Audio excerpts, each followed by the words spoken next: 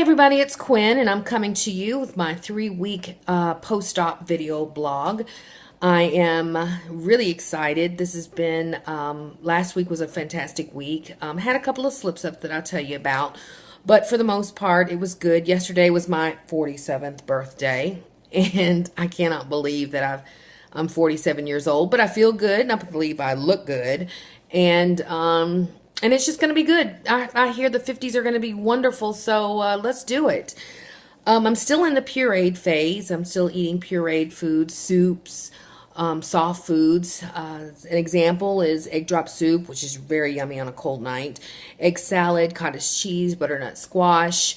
On my birthday yesterday, my family came up from Birmingham and took us to the Cheesecake Factory, and because there was a 40-minute wait, I was able to go through their extensive menu and pick out something that I believed that I could consume easily. And that was a 4-ingredient omelet. I had goat cheese, mushrooms, spinach, and avocado. The dilemma is that it was another 40 minutes once the order was placed to get our food. And guess what they did? Yep, they put bread, fresh, warm bread, on the table with butter. I couldn't resist. Should have resisted, should have made a better choice, but I didn't, and I've learned as a result of it. The piece of bread was only about that big, and I nibbled it. I nibbled it to death, little bitty pieces, and then I have a little nerve to put a little bit of butter on it too, even. And I stole one of Sage's French fries when his dinner came. By the time my omelet came, I literally took 2 bites and was so uncomfortable. It felt like you've eaten twice on Thanksgiving and Christmas and you can't breathe uncomfortable. It was that uncomfortable. And the trouble with that is that you're not supposed to be that full because it could damage your stitches or your staple line. And that made me concerned because it was really, really uncomfortable. So the balance for me is going to be eating enough, but not eating to that level of full. Now I know what that full feels like, and I don't want to go back there again. The great thing is that nothing's coming up. I'm not nauseated by anything. But I did have that slip up. I also slipped up with last week. I think it was Tuesday and Wednesday. I had 4 of these wonderful salty pretzels, which I love. And I, nibbled at them, chewed them up, that made them really mushy and swallow. But they're starch. So they, set up in my chest and in my stomach right here. It was very uncomfortable. Couldn't eat anything else the rest of the night. I drank maybe a couple of sips of something, but I couldn't eat anything else. I also added to that about 6 to 8 veggie straws. What was I thinking? Well, I wasn't thinking healthy choice. I wasn't thinking healthy snack. I've learned from that mistake. Thankfully, and I'm on to making better choices. This is going to be a journey of making better choices, trial and error. Everything is not going to go or be the way I think it is. So the most important thing I think I can do with my diet right now is make a food journal. Daily food journal will allow me to know what I'm having, what time I'm having it, how much I'm having, how I feel at the time that I'm eating. Am I eating because I'm hungry? Am I eating because I'm head hungry? Am I eating because I'm bored? All the weight loss organizations suggest a food journal, and it's time that I do that because I don't think that I'm getting enough nourishment. I think that I'm falling short on my protein consumption. I'm supposed to have upwards of 80 grams as opposed to 60. I really need 80. 64 ounces of water, which I think today was the first day in the whole journey that I've had that much. And it's a process because I'm still healing as well. I will tell you that the large incision, does not hurt like it did last week or the week before. It's not even in comparison. It may be tender when I rub it, but there's no more residual pain. Thank you, Jesus. What else? I will say that I have to date lost 20.8 pounds.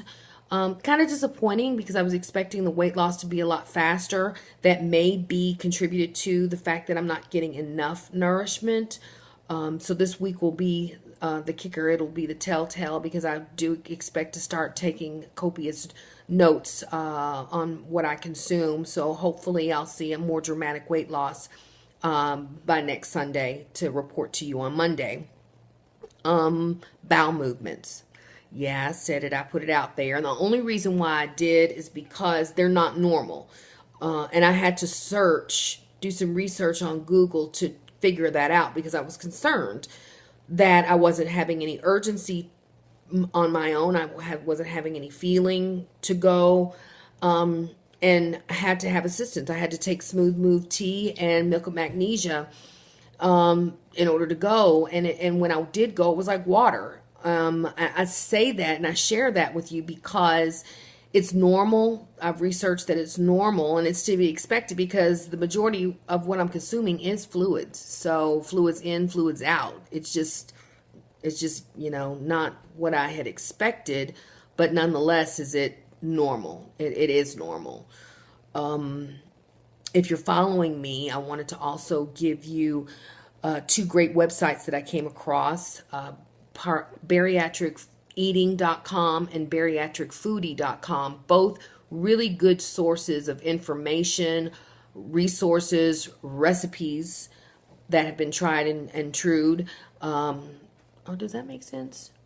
Tried and, I guess, accepted. That doesn't make sense. Sorry. But yeah, those recipes are on there. Look really good. They've got pictures of it. So I will definitely be using that, leaning on that in the months to come. I guess I want to be 3 months down the line already. I'm kind of a microwave person. I want to already be there already, but this is an exercise of patience and a process because none of this is going to happen fast. And there is a guideline that I have to abide by in order to be successful. And it's not just successful for the week, it's successful by the hour because this is such a change in the way I used to be. If you can imagine a slice of pizza, like any kind of slice of pizza, it could be Cece's Pizza, Pizza Hut, Fellini's, whatever. I can only consume about 4 bites, and that's not big bite. That's 4 small bites of food at any one time. 4 bites makes me full, and that's totally new. Used to, I could eat 4 pieces, not just 4 bites. It's very limiting, but I am in it for the long haul. I don't have any choice now, do I? I've already had the surgery, and that's the limitations that I have. But what I do want to recognize is that I need to be more diligent in making sure that I am getting what I need. I'm getting enough protein. I'm getting enough water. I'm taking my vitamins. Vitamins are hard because they make me nauseous, but vitamins are good. So again, if you're following me on this journey, you really need to start a multivitamin, add a protein shake to your daily nutritious consumption. Ultimately leading up to maybe a meal replacement, but at least have a protein shake for a snack because it does fill you up and it's got so many health benefits. Protein snacks are way better for you than any kind of carb snack. And a protein snack could be a cheese stick or a slice of cheese or some cottage cheese or a couple of slices of deli luncheon meat. I mean, you can be creative in it, but protein should be your go-to snack as opposed to a carb. I mean, that's going to be hard for me too because I'm a carbaholic like most overweight people. So it's going to be an interesting journey. What else? Don't eat and drink at the same time. I found out that having a liquid while you're eating flushes the food from your stomach into your intestines a lot faster, and it keeps you from feeling full and getting the full absorption of your meal. So stop ordering sodas or tea with your meals, and even water. Don't even drink water. You're going to have it poured because they're going to think you're weird, but no more eating and drinking at the same time. That's about it. Did I tell you today I've lost 20.8 pounds? I think I did. The last point I want to make is from my Life 101 book and share with you my point for today, which is point number 85. 85, 85. I had it marked here a second ago. 85 is